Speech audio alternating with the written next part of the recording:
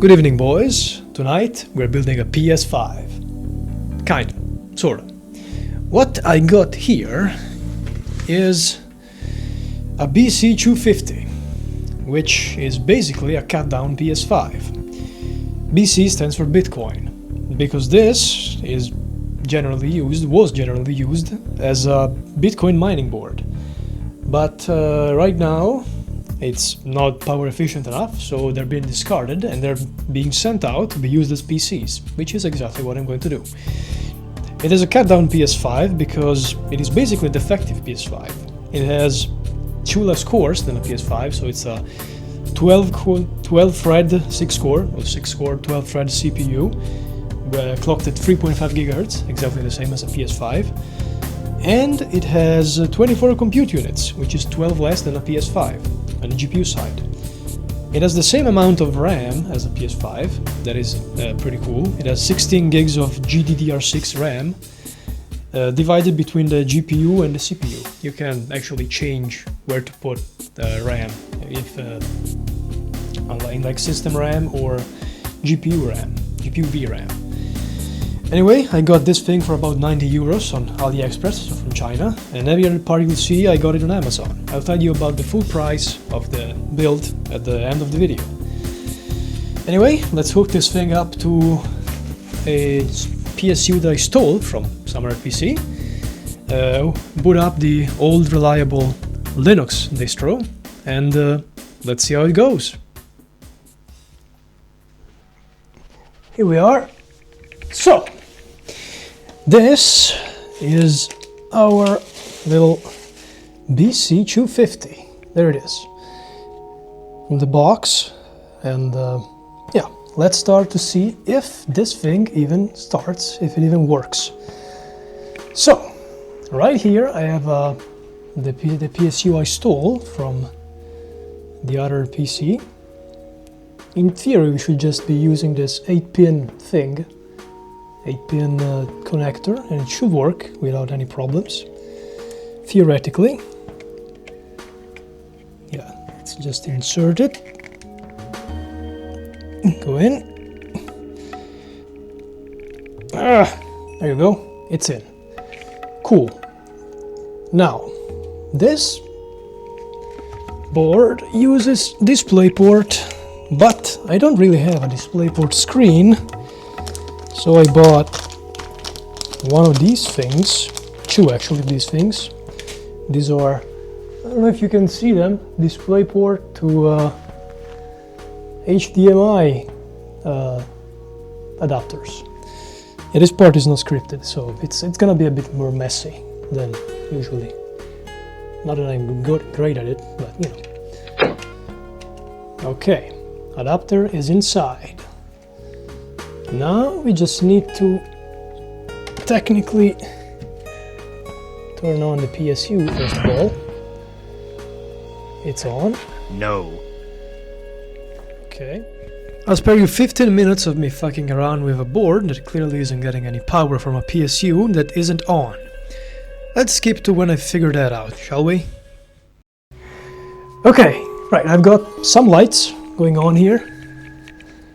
And I just hooked up this, you know, the power supply from another PC to this. This is a very scuffed thing. So we should just do that. Now turn it off. This turns it on. And technically we should get the BIOS. No. It's not outputting a BIOS. Why? I don't know. Yeah, this initial part of the setup was kind of scuffed and didn't go particularly smoothly, so I'm gonna skip like 20 minutes of me fucking around with the board again, trying to get the BIOS to show up, only to find out that the BIOS didn't show through the DisplayPort to HDMI adapter. It only showed through a DisplayPort port. So I had to unplug my main PC screen and plug it to the board to get a DisplayPort compatible screen. So let's skip to that, shall we? Let's skip to us actually getting into the BIOS. Okay, so I've moved my setup to an actual DisplayPort thing This is my desk where I actually do all my stuff. So let's see if this works this time. Excellent. It works. It worked. It was the fucking adapter that didn't work. Okay, so we've actually got output. This is working. Okay. Fuck, I don't have a keyboard. Let me just get a keyboard. Incredible. Yep, we've got controls. 16 gigs CPU configuration. Let's turn it off for now. Because I have my Linux live USB. There it is. It's not focusing on it. Yep, it did focus on it for a bit. You go into the USB 3 this time. Let's see if we can boot Bazite. There's a Bazite installed on that USB. It's in there. Now, it's showtime. Do I have a mouse? You know, besides that one that I need. I do. Future me here again for the third time. So apparently I had burned the Linux distro wrong, so it just booted into grub and didn't let me do anything else. So at this point I was confused for another like 10 minutes, and then I decided to reburn the Linux image with a different tool. And that time it worked, so let's jump to that. Install Bazite. Fuck yeah, install. Thank you, Rufus. I don't know, I did it before on Linux, but I did it wrong apparently. Now it's fine. I use Rufus on Windows. I saw a bunch of errors, but should be fine. Can you see the errors? Oh, you can. That's a gray screen. Better than a blue screen, I guess. All right. No. Can you quit?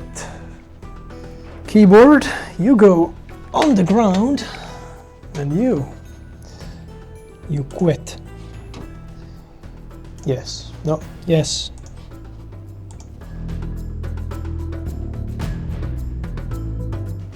You can only install. Okay, you can't really do anything. I mean, it runs. We have a scene that it runs. So, quit for now. Yeah, quit. How hot are you? That's getting pretty toasty. I don't like that. So, let's install the SSD. It's crucial. It should be the good one, right? All right. NVMe is supposedly installed. So, let's go again. Right, I should actually connect the cables before doing it. No NVMe device found. Why? Hello there, it's post-production me again, and it just turns out the SSD was not mounted correctly. So I just proceeded to fix it, and then I installed the operating system. So let's skip to that. Alright, so it turns out I just didn't like jam it in properly. It's fine, it works, everything works. So, now we will just install in there, begin. There's an ominous red LED blinking over there. Can you see it? Yep, you can. I think it's fine. How hot is this? I mean, it's fine. Like, it's not that hot. It is hot. Just, you know, could be worse. I'm not burning my hand. And when the installation is done, I'll come back to you, I guess. After 20 or 30 minutes, Bazite installed without any problems, and then I started testing it, testing the board, what it could do, like, you know, performance, benchmarks and stuff like that. But I quickly ran into heat problems. So, I started thinking about repasting the board, and then I also started printing the case for the board. So let's get to that.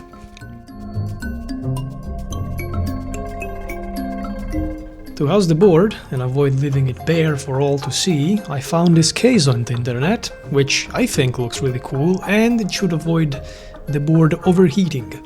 I also added my own touch using Blender by writing the name of the board on the side of the case, which I think looks really cool. Anyway, now let's get to printing it. Okay, so we've started printing our case for the BC-250, and yeah, it's gonna take a while. That is an understatement, but I'll update you and show you when we're done. So yeah, see you in a couple of days, I suppose, because this is gonna take a long fucking time. So yeah, see you later, I guess.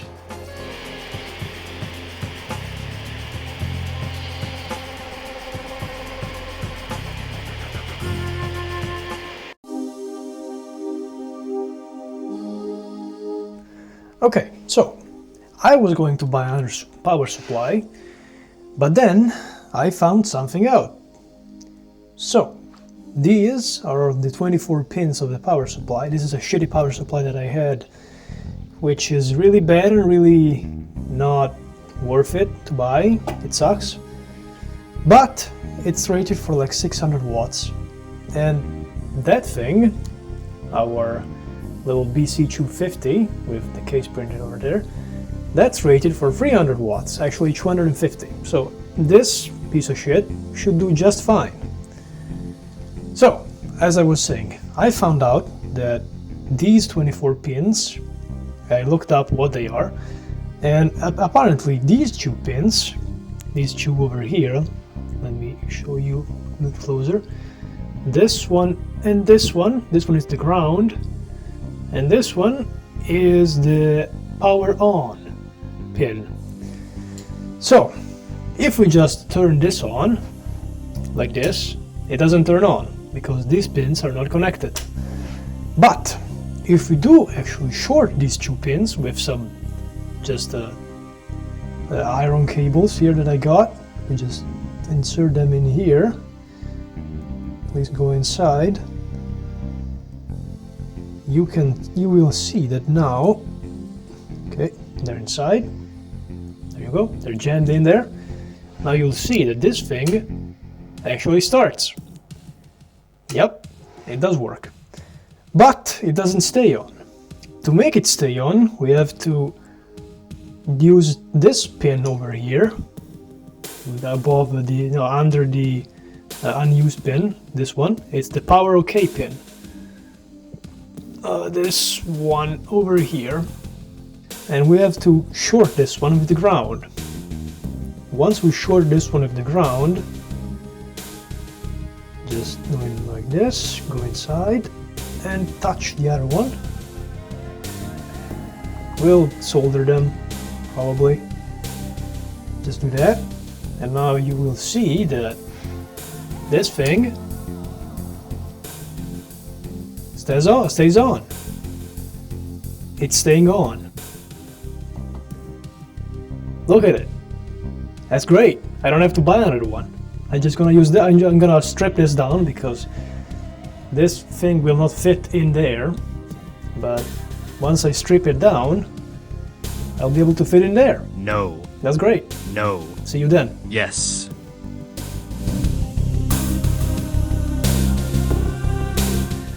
Alright, here we are. So, we are here with the almost complete assembly of the BC-250 in its case. So as you can see, it's in here. The board is in there. Everything is attached. This is the fan with the fan shield here, guard. I don't know how the fuck is it's called. This is the power supply that I got for about 30-40 euros. It is jammed in there. It will not move at all, and in fact it doesn't go to the end. That is because I don't really look at the dimensions when I do shit. I just do it randomly. Anyway, I've tested this power supply. It works. I know it works. And to make it turn on, you just put the cable in. Why? Why does it work? How does it work? Let me just show you. This is my solution. It's a great solution, I know. As I showed you in the previous bit of the video, I showed it ground and power on, and ground and power supply okay. So now whenever you put this in a socket, it will say that it's okay and it turns on. It just turns on. How do you turn it off? You cut off the power. Okay, so this stays in here. Let me just jam it here, because you'll see why I'm jamming it in there. And yeah, this is all connected, it's all fine, the fan is connected. This is the second part of the assembly. As you can see, this is the other part of the case that I printed. I have also put a nice shield guard, dust guard here. Isn't it cool? It covers the BC-250 logo. This is how it looks inside. Doesn't it look burned here? Because it is burned. This thing wouldn't fit, see? Because this thing is here. This thing is too big for this. So, I had to cut it. So I have this candle over here. See, this candle, from which I put this knife on the candle. I made a hot knife. I gassed myself with plastic fumes, probably, and I cut this. See? It's cut.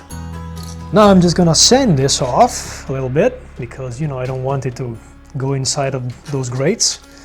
And once I'm done, I'll show you the complete assembly. You know, I'm sanding it right now with sandpaper. I'm very professional, I know. So see you in a bit. Oh my god, look at this. Fucking look at it. I did it. It took like a long time, but it worked. Look, it's been assembled. It looks really fucking good too, don't you think? Like, look at that, BC-250. All of the little blobs and things here. Yeah, it works. You know, this is a feature. It's totally not me not knowing how to fucking fix this. This is stuck in here. It doesn't move. It's done, you know. I even added little feet, you know, to keep it off the ground. It's fucking sturdy as fuck. This is not going anywhere. And yeah, it took 48 hours to print. I figured because it was gonna be sturdy. This feels smooth. And I'm gonna link this this print in the description. Yeah, it looks great. Thank you, guy. I've added my own touches like this and the feet, but you know, it's fine. It's good. Now, let's see if it turns on. And by plugging this in, technically, it should work immediately. I can't see that. Okay. It works! This took way too long. HDMI 1, yep. The gray screen, look. It's gonna show the room now. Maybe. Room? Where are you? There it is, the room! It works! Cool, look at that, look how cool it looks. It looks like a console, doesn't it? That's compared to like a PC. Yeah, it starts like SteamOS immediately. That's really cool. It's not connecting to the network now, but you know, it's fine. We'll do the benchmarks later. I'll show you the benchmarks later. But now, look how cool it looks. Like, even compared to, this is a PC, normal tower PC. Like, it looks really nice compared to that, and it's really small too. Yeah, I'm pretty happy with it. It also has some little RGB thing, lights on it. Yeah, those are part of the board. I didn't put them on there, but they look pretty nice, you know, because it's white, it's kind of transparent. Let's try to turn it off. Just by doing that, technically, should turn off. I mean, it says on the TV that it's turning off. Just by keeping it pressed, yep, it turns off. This thing inside stays on. And I don't know how to turn that off. I mean, to turn it off, you just kind of do this. I mean, it's not a high-tech solution, but it works. I am really happy with it. So see you on the benchmarks, I guess. See you later. Just so you know, I found a solution for having to plug and unplug the power cable every time in the power supply, and it is a power supply extension cable with an inline button. So every time you need to turn it on or off, you just click the button. It was like €3 on AliExpress. It's not here yet, but it's like gonna be really short and come out from here. So yeah, that's it. That's the update.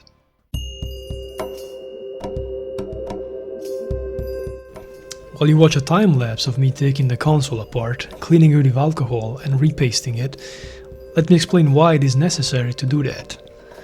As I stated in the intro, these boards were used to mine Bitcoin, so they were put under strain for a long time, which means most of the thermal paste on the chips has most likely evaporated, which is a really bad thing, usually. And that was in fact the case with my board, since I did try to run some tests on it, and the temps were getting into the 90s, even when running games with the frame rate cap on. Which is why I decided to repaste the entire board and also go to the extra mile and modify the heatsink itself to improve the airflow, as you will see later. I will now leave you to the rest of the time-lapse and eventually to past me talking about the usual bizarre problems I always encounter. Enjoy whatever early 2000 video game music I decided to put here.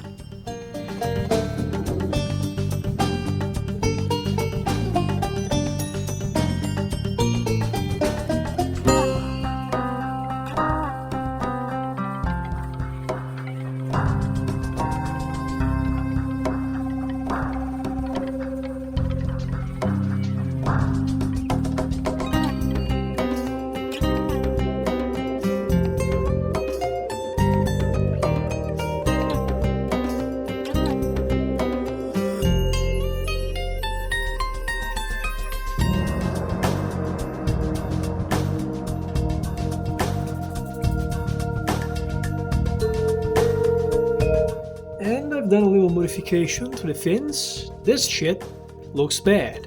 I know, it looks like shit. But it's smooth. And you know, it should improve the airflow slightly. This looks like shit because I've done it with this. This is all I've used to do this. Anyway, we're done with this. Now we should repaste this thing and the GPU too. So, we use the MX6, as I said, Arctic MS6.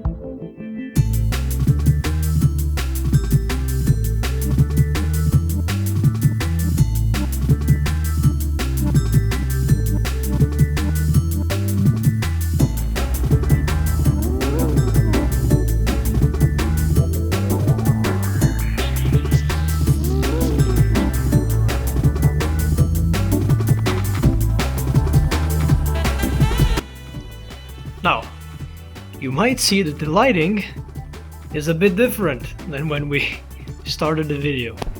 That is because this thing has been put together again after being repasted, and it wasn't fucking working. So I waited like, I don't know, a few hours, and now it's fine. Now it works again. I put it all together again, and now it's actually done. That is the finished product. Look at it. It looks fucking great. And now we'll go to the benchmarks, I guess. See you to the benchmarks. Age of Mythology Retold sure is a choice as a first benchmark, you might say. Well, yeah, I chose this game because it's really heavy on the CPU, generally, because it's an RTS, rather than the GPU. And this console has not great CPU performance, but really good GPU performance compared to the CPU. So yeah, that's why I chose AOM Retold, and as you can see at high settings at 1080p native, it runs at about 30 FPS right now in the benchmark, which is much heavier than what you're actually encountering in the game. Not that you're gonna play the game with this setup, because playing with a controller is really fucking hard, in my opinion, but you do you. But as you can see, as more units start dying and trees get cut down, and the pathfinding gets easier to calculate, the FPS goes up.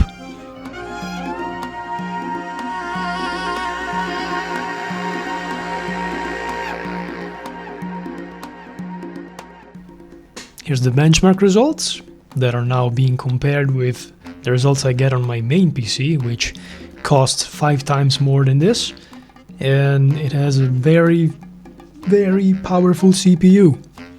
So yeah, this is pretty good in my opinion. This is Elden Ring, one of my favorite games, and as you can see, it's running pretty well at medium settings, native 1080p. This game is not exactly extremely optimized. It has very bad stutters sometimes, and CPU performance is iffy at best. It even has problems on the PS5 itself, and guess what? It's not gonna get much better here, because this is basically a PS5. So yeah, it's running fine right now in this enclosed area, not in the open world. But you'll see later in the open world it starts struggling a bit. So it's still playable, it's in dungeons especially, against bosses. But it's fine, I guess. But in the open world it's gonna struggle a bit, especially if later in the game with more effects going on. But you know, I think it's still playable. I played it for the first time in a worse way than this. So it's fine.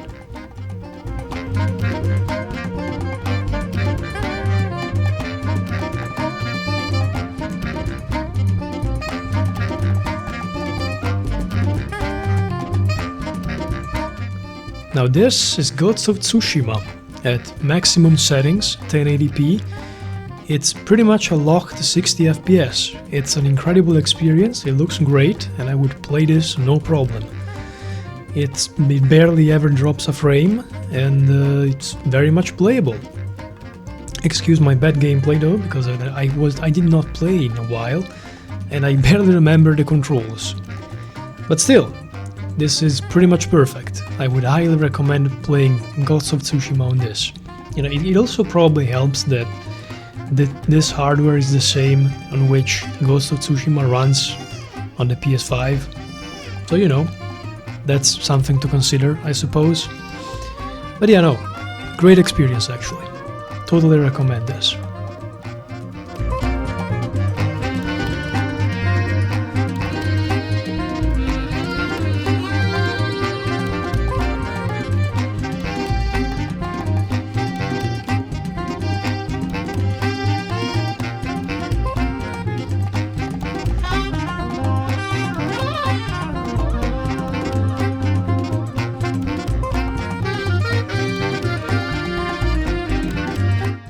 Now this is Baldur's Gate 3, played at 1080p FSR quality, medium to high settings. I'm using FSR quality not because I need it, but because it looks better than the native TAA, which blurs everything.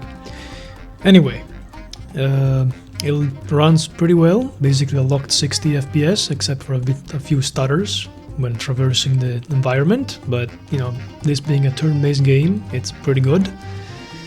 And it has 30 or more mods installed, I can't remember the exact number, so it's holding up pretty well considering the CPU isn't that great. And yeah, this is a perfect game to play on this hardware actually. It looks good, it runs well, and it barely drops a frame. Interesting thing about this game, this is the game that convinced me to repaste the board. Because this is the game that, out of all the things I tested, reached the highest temperature in every single benchmark. Like, this game got like 95 degrees. It was insane. I don't know how or why. Probably because it hammers the CPU way and the GPU a lot at the same time. So that's probably why. But still, this is the game that convinced me to repaste the entire board. Anyway, great experience. Would highly recommend this. Except not with a controller. Playing with a controller is fucking terrible. You can see me struggling with the controls here. Yeah, I wouldn't recommend this. Just plug in a keyboard for this. This is insanity using a controller. Anyway, on to the next benchmark, I guess. Alright, we're now in Kingdom Come Deliverance 2, my game of the year of 2025. At medium settings, native 1080p, because for some reason FSR quality ran worse than native 1080p, so we're sticking with native here.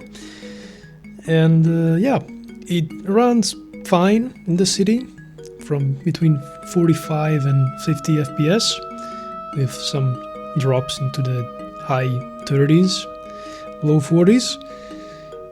You know, it's perfectly fine for the city. It's a really heavy area, even on like other hardware, like my main PC. But you'll see that as we get out of the city, the frame rate will get drastically better and very close to 60. Fun fact with this game on Linux, on Bezide, the OS I'm using, the game needs a mod for memory leaks, otherwise it will crash in like 5 to 10 minutes depending on how much memory you have. So yeah, beware of that. Other than that, it's a perfect experience and I would play it like this with no problem, except I would use a keyboard because I don't really know the controls in here, so you know. But it, you know, performance-wise, it's perfectly fine, perfectly acceptable. So yeah, on to the next benchmark. Now for the big one you've been waiting for, it's Cyberpunk 2077. It runs at about 60 FPS, locked, at FSR free quality at 1080p and medium settings, with pretty much no problems whatsoever. Some small stutters here and there, but that's due to the screen not syncing correctly. It can be solved with different adapters, and it's perfectly playable, I would say. You know, when you're going around with a car in the open world, it runs a bit worse because, you know, it has to load a lot more quickly, but it's still very much playable, I think. So yeah, great experience.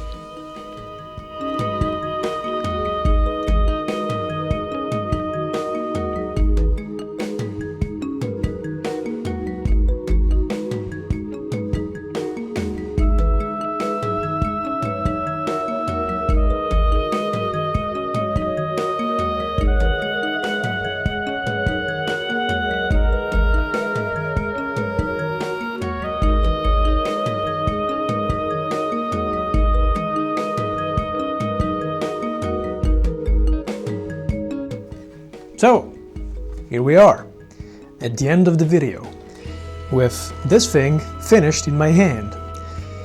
It looks really nice, you know, the AMD BC-250, with this 3D printed case with my semi-custom design, and I think it came out pretty well.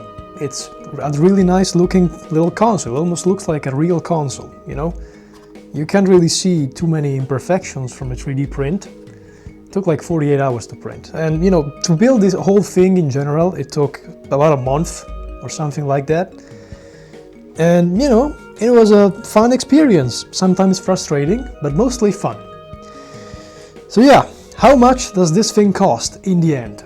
So the main board costs 92 euros. That is the most expensive part. The main board includes the GPU and the CPU and all of the RAM inside there, you know, it's most of the system. My SSD that I bought off Amazon before Crucial stopped making them and raised the price for everyone else, that was 73 euros. It's a terabyte of an NVMe SSD for like 3600 mega transfer per second, something like that. It's a pretty fast SSD. Then the power supply, which you can see in here, a bit recessed because I couldn't get it to fit all the way up out there. Yeah, that was 38 euros. It's a very Chinese power supply. I'll put the name in the description. But it works. It's 400 watts, and you know, it delivers them pretty consistently, and this thing almost never crashed on me. Only when I tried to do stupid shit like enabling path tracing on Cyberpunk. Never do that. Then, all of the print materials, it's about a spool worth, so it's about 10 euros, a bit less than that actually, than a spool. So yeah, it's about 10 euros, it's not much. Then, the controller that you can't see right now because it's back there, yeah, that was 26 euros with the dock included, so that was a really cheap controller. But it feels pretty good in your hand. And all of these attachments, you know, this is included the controller. I don't know if you can see it, but this is the Bluetooth receiver included with the controller. That was this whole thing combined. It's like 10 euros in total. It's very cheap. So, how much does that leave us with? Well, the grand total of the price is 249 euros. That is extremely cheap for the performance you have seen in the benchmarks, hopefully. If you consider that a console, a PS5, a full PS5, is 500 euros right now, even more if not on sale. So yeah, this is extremely cheap for what it can deliver. And yeah, if you may be wondering, can you build a PC like this with the same specs as this, or at least equivalent to this? Because the same specs don't exist, this is a very custom thing. Could you do that with the same price? And the answer is, fuck no. Because just a GPU that is roughly equivalent to that, actually less powerful than that, and a CPU that is slightly more powerful than that, but you know, not by much, just that would cost you more than the entire price of the build with the controller included. So yeah, it's very cheap for what it does. And does it have any problems? Yes, the CPU fucking sucks. But that's because it's a PS5 CPU. Just to play like AAA games, it's good enough, I think. So yeah, that's my takeaway. Would I do anything different? Yes, probably yes, I would. I would print the case slightly differently.